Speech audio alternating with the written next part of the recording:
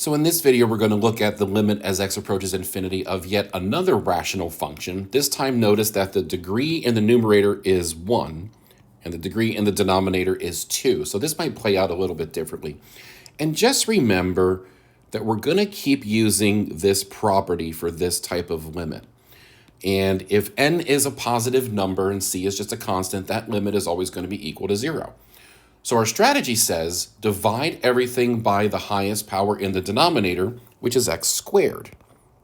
So with that in mind, and what we saw in the last video was when you divide the whole numerator by x squared, you divide all the terms by x squared. And same goes for the denominator. So we have that.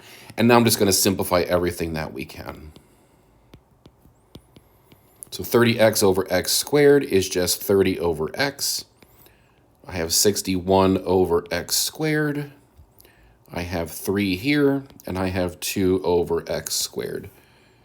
And now remember, since we're going to infinity, anything with an x in the denominator is going to go to 0. So this is going to be 0 plus 0 over 3 plus 0, which is 0 over 3, which is 0. Thus, the limit is equal to 0. Okay, so therefore, the limit as x approaches infinity of 30x plus 61 over 3x squared plus 2 is equal to 0. And there we have it. In general, if the power in the numerator is less than the power in the denominator, the limit's going to be 0.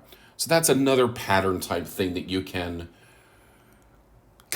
arrive at as you're doing more and more of these problems. Not that there's going to be all that many, but it is a pattern nonetheless. So thanks again for watching, and as always, watch out for more videos.